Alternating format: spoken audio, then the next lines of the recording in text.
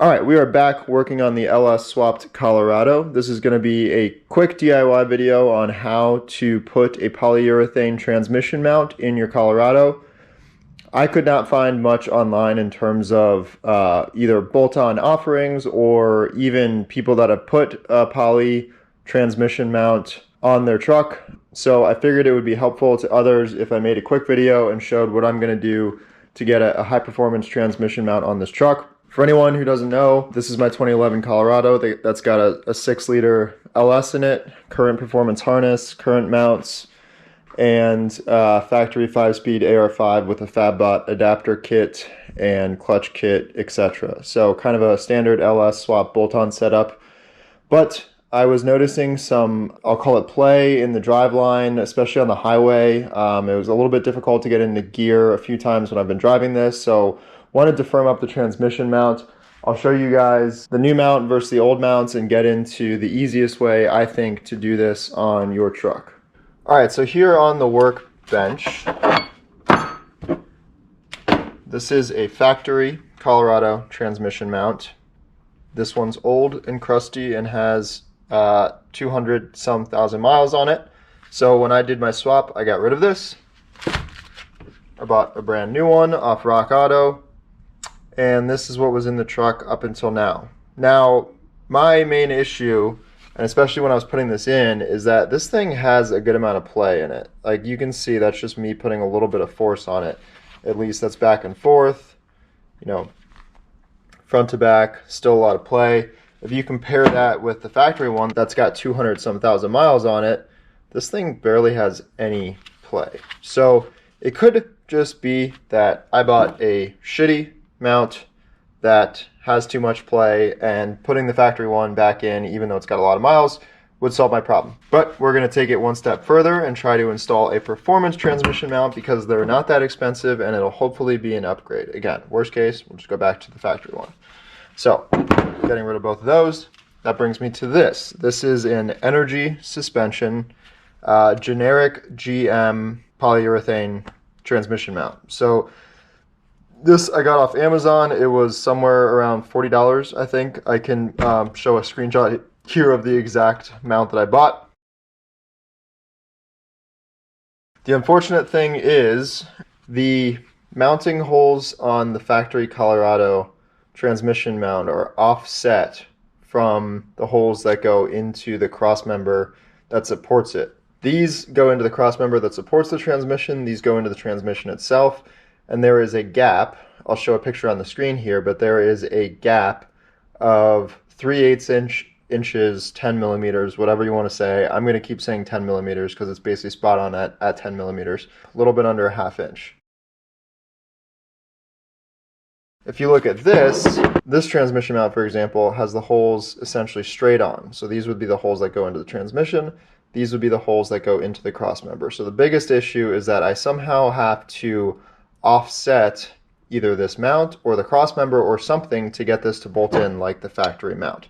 I've thought about this a few different ways. I thought about making some kind of custom bracket. I thought about welding something and maybe, you know, trying to have a bracket like do something like this and then just drill new holes in here. That would be one way to do it. But the more I got to thinking about it and the more I took some measurements, what I realized is I'm just going to modify the crossmember. That's the best solution. I mean, this thing's old and crusty anyway. These can't be too expensive from a junkyard.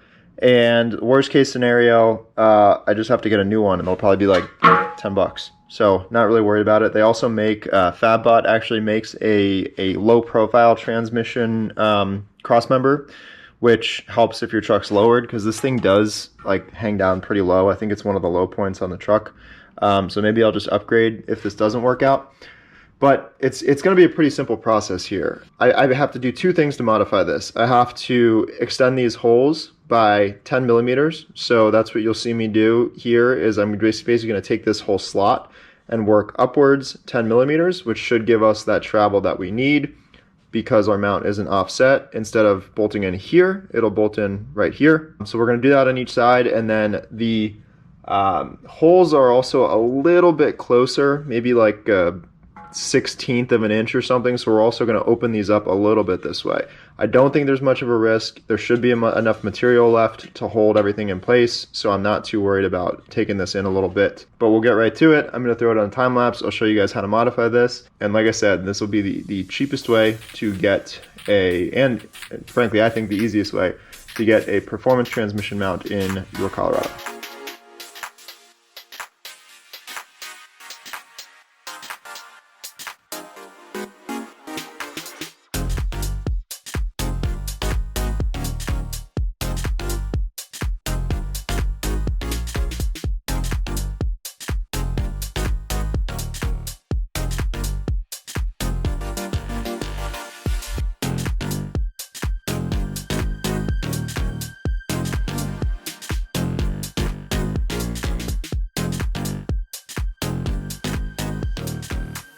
All right, as you guys can see, we got the holes opened up, both the 10 millimeters that we needed this way, and then also the little bit, you know, I don't know what it was, a 1/16 or so between the two holes. You can see how they kind of, you know, it's not perfect, but how they kind of taper up. It's you know, it's functional, not necessarily pretty. I knew I wasn't going to use the newer mount because of how flexible it was, so I actually cut those studs off of that mount and then put them in here to help locate things. So you can see the bottom of these holes here,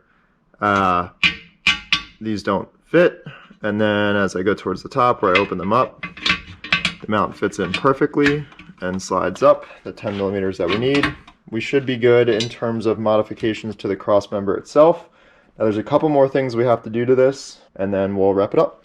Now the second piece of this that you're going to have to do to get this mount to work on your Colorado is to increase the height of the mount, but not by much. So let me show you guys compared to the factory mount.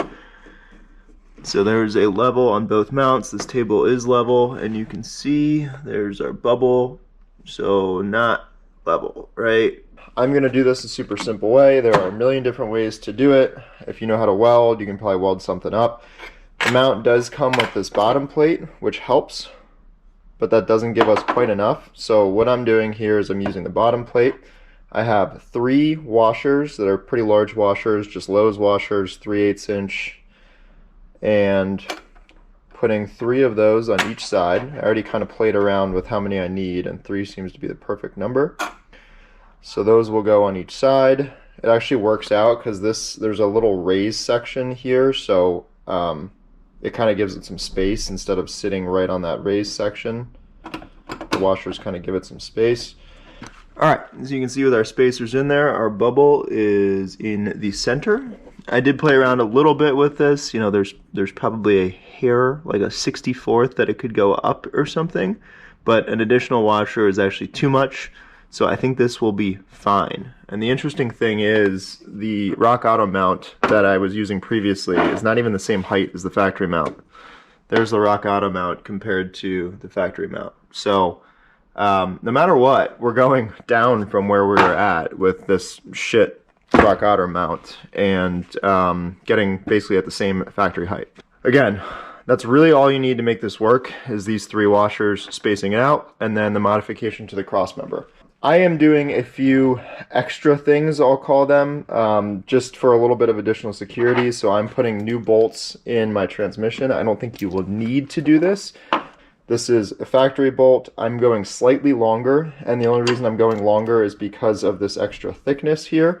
So you can see I went with a 40 millimeter bolt, same bolt pattern. You know, that's more or less what I'm going to end up with engaging into the transmission, which is about the same because this bolt, the threads don't start until right here, so it's roughly the same. Ignore my Summit Racing plug here. So I'm putting these new bolts just for additional security to replace the old ones and just have a little more thread engagement. And I'm also putting a slightly larger washer than came with the energy suspension bushing. So this bushing uses bolts instead of studs. So here's the bolts that it comes with. These are just going to be for locating it. I'll take these out and the bolts will actually secure this. Length should be fine. They come with a lock washer as well, and they come with a zinc plated washer this size. Again, you should be fine using these just for a little more security. I'm going with a bigger one, same size, just slightly bigger diameter. So these will be going in the bottom here to secure the cross member to the polyurethane transmission mount, and then these will be securing the mount to the transmission. But I can't stress enough, you guys probably don't need to do this. I think the bolts in the transmission will be fine. And I think the bolts and the washers that come with the energy suspension bushing should be fine. So in summary, all you need to do is modify the cross member and get some washers to give you a little more space and get this to the factory height. And a polyurethane bushing will go in your Colorado, no problem. I did throw a coat of paint on my cross member here. Hadn't done it in the past, but it had a lot of surface rust, nothing cancerous, so figured I would paint this up and make it look a little bit better. Doesn't look great, but definitely looks better.